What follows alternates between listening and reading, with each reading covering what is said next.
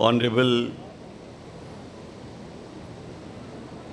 Chairman of the prestigious Hyderabad Karnataka Education Society,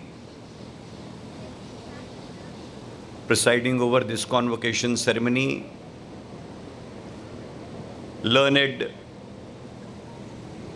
dignitaries seated on and off the dais, esteemed parents, members of the teaching faculty, learned invitees, members of the media, and all ABHYUDAYANS 2016. With great pleasure, in all humility, I seek the concurrence and permission of the learned chair to deliver this convocation address in this notable convocation of a very prestigious and a reputed medical institution, not only in the state of Karnataka, but in the country as a whole. Ladies and gentlemen, convocation is a solemn occasion. Its serenity, its sagacity, its relevance, and its importance dates back to what has been contemplated as Dikshanta Sabharambha in the Vedic literature, where in Taittiriya Upanishad it was not contemplated as end of Siksha. The contemplation put across therein, had it been limited to Siksha, ladies and gentlemen, it would have been Sikshanta Samaroh. It's not so. Because Siksha is expected to be lifelong in character. A learner is expected to be a lifelong learner. But there has to be a Diksha. And therefore, this is the Dikshanta Samarambha. When the Diksha ends, it is to be commemorated in a public celebration. And that's exactly this convocation ceremony, for rightly and richly contemplated in the Taittiriya Upanishad, that those who will be taking the onus of Diksha, they will be Dikshits. But these are Abhyudayan Dikshits. And that's the significance which I am wanting to contemplate. I am grateful to this learned institution for really bringing out the moorings, not only of the convocation of the British era, but the Dikshanta Samaram, as has been depicted in the Vedic literature, especially in the Taittiriya Upanishad, wherein the four important parables at the Dikshanta Samarambha which were put across, I would like to recite to all the Abhyudayans. Dear graduates, Dikshanta Samaram basically contemplates four important parables to be incorporated on your heart, inscribed in your mind, put across into your commitment for the purposes of dispensation all your life. And what is that? It is the first parable which is put across as, this Dikshanta virtually makes you think, believe and trust that there are certain living gods in your life. And those living gods which merit being worshipped are Matra Devo Bhav. It's your mother, the biological mother, who is expected to be almost like a living god. And therefore the first parable which was put across in the Vedic literature in Taittiriya Upanishad as a part of the Dikshanta ceremony was Matra Devo Bhav. Matra Devo Bhav, followed by Pitra Devo Bhav, followed by Acharya Devo Bhav, and most important, Rashtra Devo Bhav. These are the four important parables, dear children, which I am wanting to put across. Therefore, your Abhyudaya, and it is not only Abhyudaya, it is Avirbhav. Can there be an Abhyudaya without an Avirbhavam?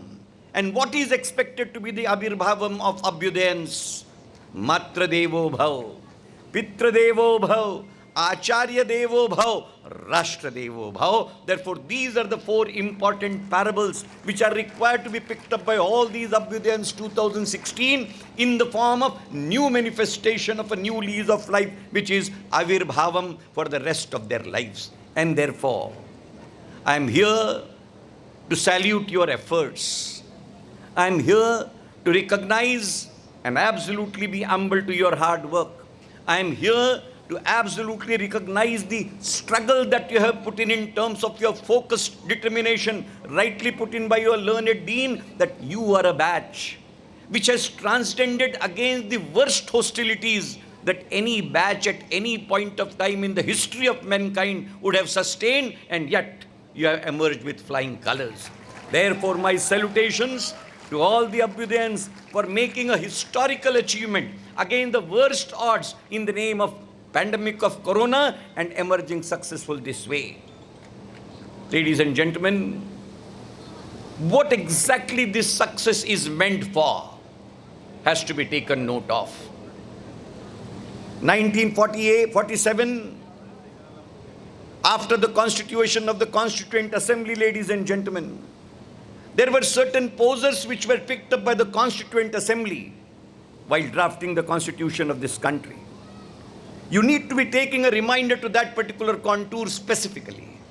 The three important questions which were picked up by the Constituent Assembly for itself for finalizing as to what purpose the education in free India would be. The first poser was, education to whom? Second question was, education to what purpose? And third question was, education to what meaning? These are the three important perspectives which we have to keep in mind. And the answer which was resolved and which was unanimously adopted by the Constituent Assembly was education for all. Education has to be for everybody.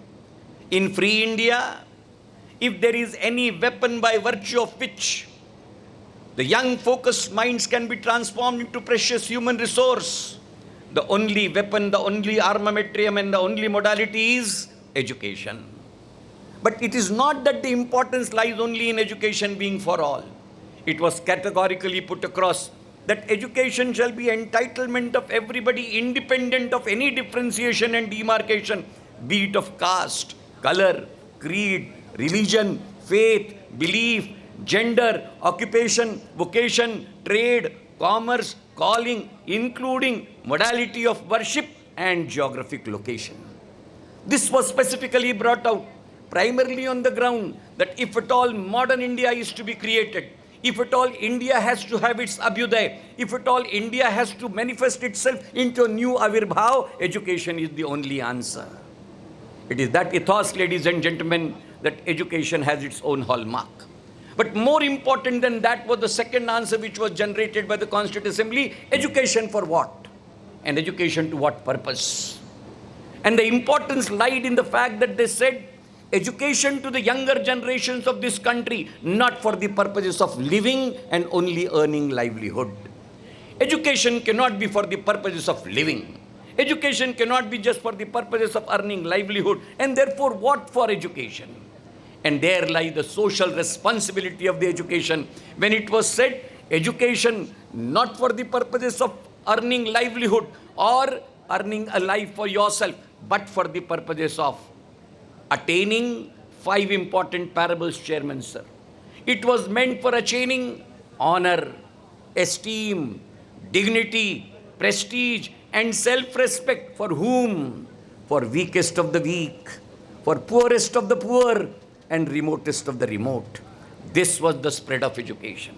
Not just for living and not just for the purposes of livelihood, but for the purposes of bringing out esteem, bringing out prestige, bringing out dignity, bringing out self-respect, and bringing out a sense of identity whereby one is brought into the mainstream of focus of development, independent of what caste, what creed, what placement, and what focus he belonged to. That is the essence of education, ladies and gentlemen, which has been incorporated in the constitution of this country. Education to what meaning? Education for the purposes of dispensation of social responsibility and social accountability. It is these contours which I am in a position to bring out when we say education contemplates a deity of Rashtra as a whole to be taken as Rashtra Devo Bhav. Rashtra becomes Devo Bhav only when the social responsibility and accountability of education, they are blended together and they are dispensed with serenity, sincerity, honesty and integrity. Dear Abhyudayans, you are lucky that you are the hallmarks of the highest professional education in this country, the medical education. You will be declared as medical professionals today. A hallmark in your life, standing on that milestone where your graduate degree stands conferred on you, you will be entitled for your internship, provisional registration with the State Medical Council, satisfactory completion of the internship, and you will be registered as the registered medical practitioners in this country. Ladies and gentlemen, the importance and significance of medical education in the present context and the position in which India is, you need to take note of. And I am wanting you to realize that onus. Today, when I am speaking to you, with 601 medical colleges presently in the country, with nearly 82,000 at the undergraduate admitting capacity, India turns out to be one of the largest producers of trained health manpower in the world. This is the privilege which Mother India is bestowed upon. We are the largest producers of trained health manpower in the world. If WHO prediction is to be taken note of, by the year 2035, the futuristic propositions will be that every third graduate which will be produced in the world, it will be from an Indian medical college, and that is the propensity of the growth and development of Indian medical education. Therefore, where exactly you stand, dear children? This Abhyudaya, therefore, is not just limited to a small segment.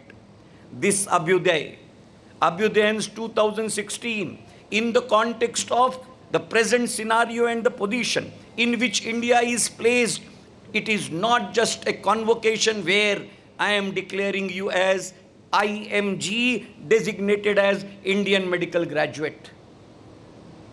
The world has shrunk.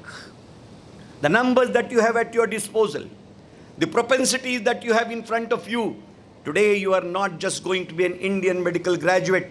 I does not stand in isolation for India. Let me tell you all, dear graduates, now I stands for international medical graduate. The graduates today that I am declaring, although by name, by the color, by the citizenship, they are Indian medical graduates, but by the propensity in terms of the global position that you and me are placed in, you will turn out to be international medical graduates. But then, ladies and gentlemen, that puts a huge responsibility on your shoulders. That puts huge amount of onus on your shoulders, and you have to be determined to carry them up. When I say you are luckiest of the lot, when I say destiny has definitely blossomed on you, but this destiny is not limited just to your individual efforts. Your parents have stood behind you. Your well-wishers have stood behind you. They have put in all their might for the purposes of putting you into this particular pedestal. Your teachers have taken care of you. Your institution has definitely catered to the cause of your development. Yet the entire management has put its soul and might in ensuring that you are able to rise to the occasion and reach on this particular day. Therefore, it is not only the day of your achievement, which incidentally is, but it is also a day where you have to realize that there are n number of shoulders which have catered to your cause. It is also a day of gratitude, dear children. And it is in that context it was said, Matra Devo Bhav. It was in that context it was said, Pitra Devo Bhav. It was in that context it was said, Acharya Devo Bhav. And it was precisely on that context in terms of expectation, it was said, Rashtra Devo Bhav. Dear children, in this stark background, I am wanting my children to be blessed in terms of the best, invoking everything to be put across on their heads and shoulders so that they are able to script the path of their success. I would like to put a small poser, dear children. Everybody wants to be successful, but then you will have to remember that success is not an aberration. Success is not an accident. Success is not just an imagination which on its own germinates out of the earth or it descends down from the heaven. Success has to be earned. Success has to be achieved. Success has to be put with a single-minded devotion. Success has to be worked out with absolutely focused commitment. Success is a sankalp in its own right, which mandates nishtha to be incorporated in it, and which ultimately then comes into a handy pedestal in your lap.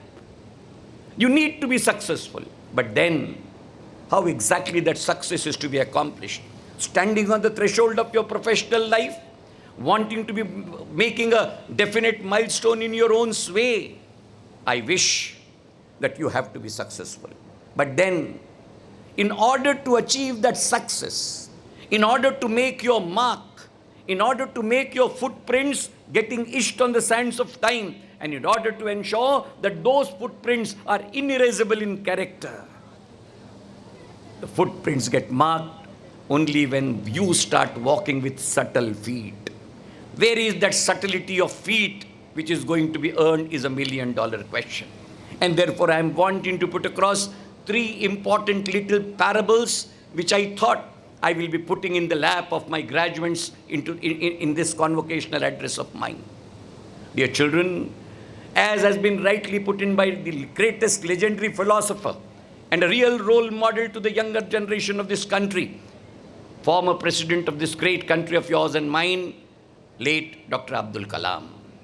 He says that young generation of this country, youth of this country, which is the demographic dividend of this country, has to be converted into precious human resource. But this precious human resource is possible to be converted only when my children, only when my younger generation, they have 5 eyes with them.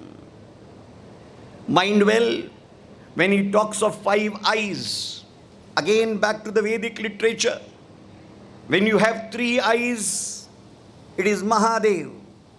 The 3 eyes Mahadev is Triambakeshwar. But he says, my children ought to have 5 eyes. Something more than Triambakeshwar.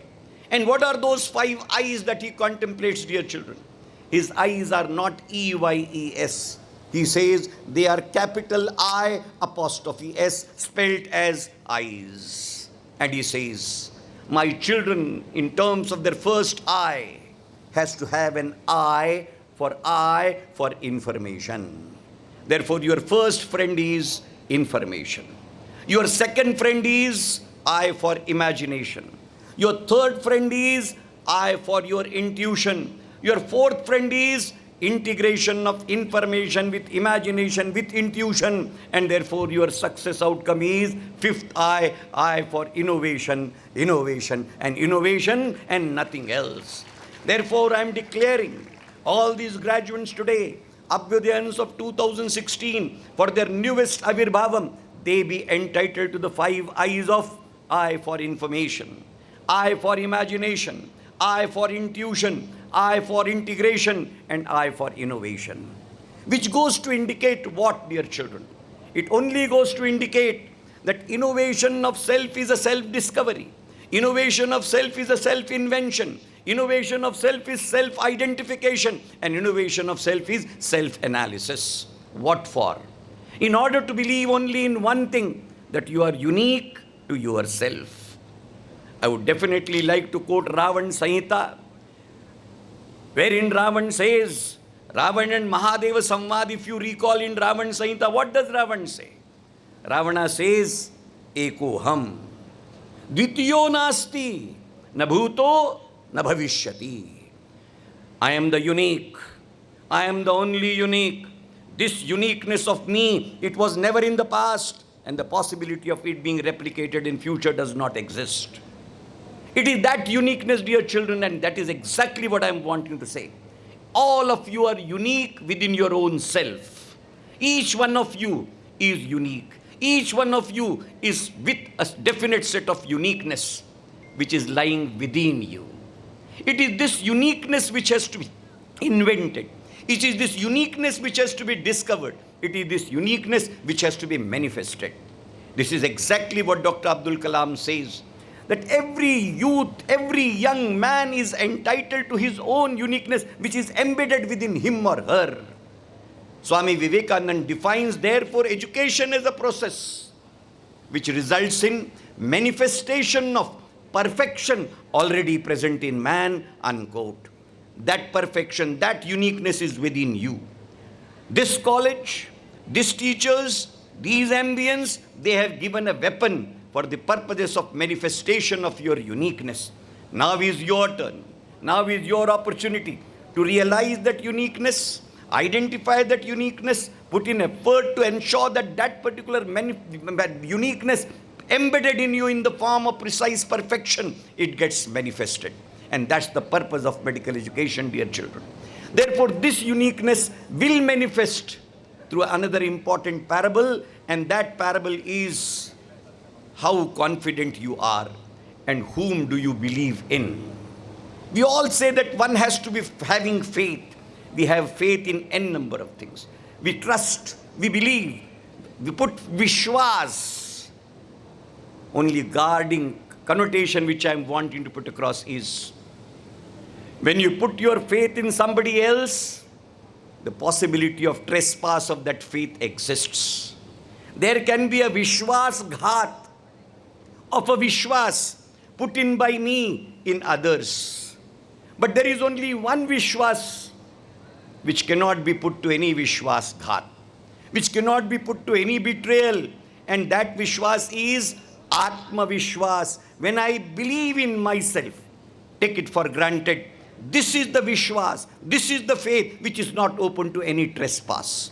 This is not open to any mistrust. This is not open to any marginalization. This is not open to any sort of resurrection of any type. It is absolute. And therefore, my contention which I am wanting to put across to you in terms of the second parable is, you will be entitled to manifest your uniqueness only when you will be having total Atma Vishwas in yourself. The second important guna which Taittiriya Upanishad wants to be incorporated in all the Dikshits out of Dikshanta Samaram.